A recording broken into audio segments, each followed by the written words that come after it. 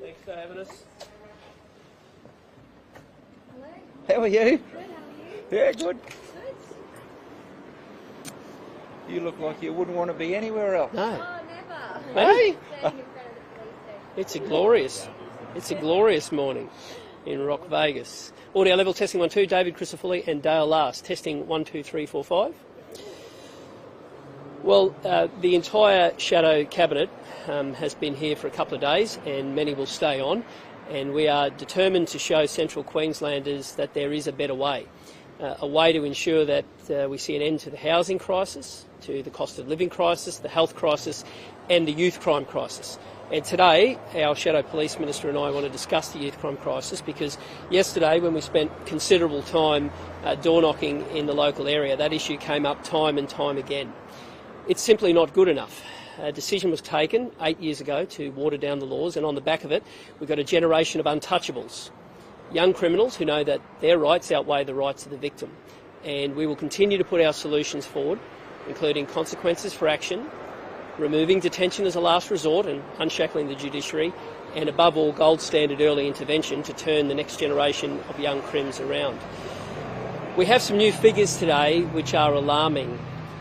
In the case of Rockhampton, the number of break-ins have increased by 38% on a 12-month calendar year from the first 7 months of this year, up by 38%. Across Queensland, we now have over 30,000 break-ins, and it's only been the first 7 months of the year. That's up again. How have we got to this point? Despite all of the promises, despite all of the parading and telling Queenslanders that the laws are up to scratch, Queenslanders are living a youth crime crisis. And we saw the other day the victims of crime march on Parliament, and we saw the government refuse to acknowledge how dire the situation is. I commit that we will have a victim on the sentencing advisory panel to make sure that there is someone who has lived experience, who has lived through the trauma of having their lives ripped apart. Queenslanders want to know that someone is listening to them, and we are listening. And we're determined to continue to put forward those solutions, because the youth crime crisis cannot go on. It is ripping communities apart in their homes, in their businesses, on their streets. It's ripping them apart every time they have to pay their insurance premiums, every time they tuck their kids to bed at night, to have to tell them that the safe space that was violated will be okay. And Queenslanders deserve much better than what we are getting at the moment, and we are determined to show them that we are serious about healing the youth crime crisis. Dale, good morning. Make no mistake, this youth crime crisis has occurred under the watch of the state Labor government. Right back in 2015, when they watered down their laws, that was the start of the spiral which has seen this state now degenerate into a youth crime crisis which is seeing figures which are absolutely horrendous. And it seems that this government only acts when there's bad news or when there's a protest rally out the front of the Queensland Parliament. And that's no way to govern this state, and it's no way to address this youth crime crisis which is occurring in this state. And I always say, and I will continue to say, that behind every crime is a victim. All those break and enters, all those unlawful use of motor vehicles, there is a victim of crime. And in a lot of those cases, it is having an absolutely horrendous impact on their lives. And in some cases, it's destroying businesses. Families are absolutely fed up. They're moving. They're making a conscious decision to move towns out of fear that they're going to be targeted again. It has to stop. This government needs to start listening, and that's what we're doing here in Rockhampton. Yesterday and today is going around and we're talking to business owners, we're talking to homeowners and residents about the impact that crime's having on their lives. And they are so grateful that someone is taking the time to come to this community and listen to them, to take on board their concerns. And as I always like to say, I will be their voice in the Queensland Parliament, because the local members are not standing up for this community. And it's about time they recognise that, and it's about time that message got back to the Premier and the relevant ministers in this government to do something about this crime in Queensland before it gets to another whole level, which we don't want to get to. Over to you guys. You mentioned a plan that the LNP has.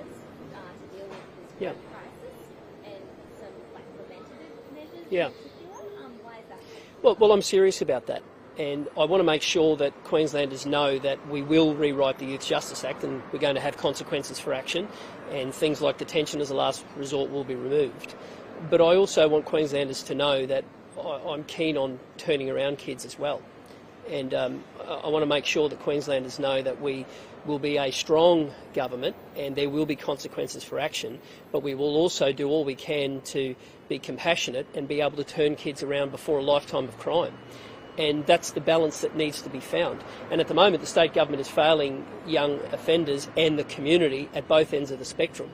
And the greatest proof of that is that the number of hardcore repeat offenders has gone from 10% to 20% in a little over a year. So that shows you that what they are doing is failing both to deal with the hardcore repeat offenders, the ones that are holding the knives, the ones that are ramming the police car, but they're also failing to stop that pipeline of the next generation. And we intend to address the youth crime crisis at both ends of the spectrum.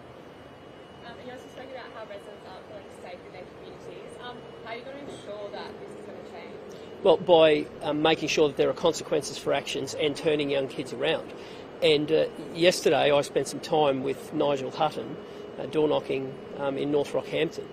And there was a story that really rocked me, where a resident said, oh look, I've been broken into and that's terrible, but I'm the lucky one. My neighbour's been broken into a few times. How on earth have we reached the point in Queensland where somebody feels lucky if they've only been broken into once? That's the result of watered down laws. That's the result of 202 fewer police. That is the result of 8 years that have created a generation of untouchables because of watered down laws. Fewer police, weaker laws. Is it any wonder Queenslanders are marching on Parliament? Is it any wonder Queenslanders are living through a youth crime crisis? I have a few questions from Brisbane. Yes. So the most effective group will be with the government and police officials tomorrow. Should the government support the group proposal for an independent committee to tackle youth crime? Good governments listen and good governments act. And I've said to the Voice for Victims when I met them on that day that I want to continue to meet them and meet them regularly. And I want to give them a seat at the table. And I'm hell-bent on making sure that victims have a role in turning around the youth crime crisis. And I commit to making sure that there is a victim on the Sentencing Advisory Council to make sure that there is someone who has walked in the shoes of victims. Now, I used my budget reply speech to highlight that it had been over a year and the government hadn't appointed a Victims Commissioner yet. Now, I welcome that appointment. Whilst it's taken 15 months, I welcomed that appointment a couple of days ago. But it has to be more than a Victims Commissioner. We also need a victim on the Sentencing Advisory Council, and we need stronger laws to make sure there are less victims to have to deal with. And I commit to a whole range of those preventative measures and the strong front-ending to make sure that this generation of untouchables are held accountable and that the next generation are prevented before they become hardened criminals. And apologies if you already touched on this, but do you believe there should be a royal commission on youth crime, even if it dates back to when the LNP was in power? I just want to make sure that Queenslanders are safe. And whatever means we can do to make sure that Queenslanders feel safe in their homes, in their businesses, on the streets, we should look at. And right now, the spotlight has to be on falling police numbers, weakened laws, a generation of untouchables, and Queenslanders who are living through that fear. Now, I raised that figure before. Think about this for the Rockhampton community. The number of break-ins has increased by 38% in the first 7 months of this year. 38%. That is creating a whole generation of Queenslanders who fall victim to the youth crime crisis who deserve so much better. And when that is occurring, that is impacting you in every facet of your life. It costs you more for your insurance. It means that you're probably having to get taxis or Ubers or having to get a hire car because your car gets pinched. You have to go through all the rigmarole to get it replaced. Your special space has been violated at home. All of those things matter, and Queenslanders don't want to see another generation of statistics, and that's why this is important to us. Yeah, sorry, I just have four more for this. Yeah. So what do you think of reports that Labor has hired Dan Andrews, marketing guru, for Anastasia Palaszczuk's next election The more I see of the Palaszczuk government, the more I see a government that aligns with Daniel Andrews' values and failures. And if they want to have the same person selling that message, I'll be reminding Queenslanders of how bad this government has been in delivering frontline services, and how the things that they are seeing in Victoria unfold now will await Queenslanders if we don't stop a fourth term of a very bad government. Have you finalised your election strategy team, and who will be in charge? Queenslanders will be in charge, and I want Queenslanders to understand that we are driven by the things they are telling us. That's what drives us. And when I talk about my priorities, I talk about an economy built on the back of small and family business, service delivery so that no matter where you live you get world-class services, and integrity in government. And they are the priorities that have come to me not by strategists but by listening to Queenslanders. And I'm serious about turning around those failures, and I'm serious about making sure that when you pick up the phone and AMBO turns up in your hour of need, that there are more blue uniforms, not less, and the laws that are needed to be able to hold people accountable. And I want to see young people be able to afford to buy a home, and I want the most vulnerable to have a roof over their head. That's what service delivery looks like to me. And those priorities have come to me by listening to Queenslanders, not listening to pollsters who work for Daniel Andrews and other spin doctors. That's not my priority. Yeah, and last one, there's a report's been released today that shows some households will be saving $1,000 on their power bills by switching retailers. Yeah. Some of the ways retailers have been struggling with customers. Do you think the government needs to step in when it comes to the rising costs of electricity? I commit to having a maintenance guarantee when it comes to our energy plants in this state. And that is the only way that we can turn around the underlying reason why electricity prices keeps going up, and that is because of the supply issues.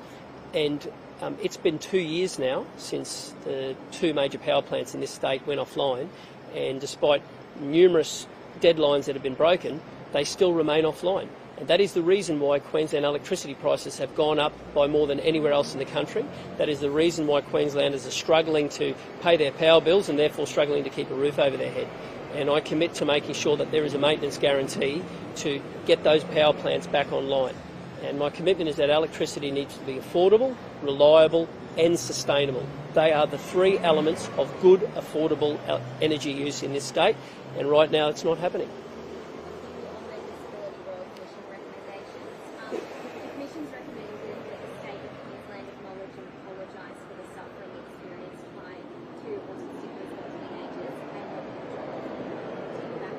Yes, that case rocked the state, and to see what's coming out of it is something that troubles Queenslanders. And when we spoke about it at the time, what really troubled me is that it appeared that the state knowingly referred it to a body that couldn't properly investigate it, and it is clear that those teenagers were failed, and rather than try to improve the system, the state government tried to push it to one side so that it wasn't an issue, a political issue. And some good must come from this heartache, and that good is the reform to the system. And you know that case was troubling.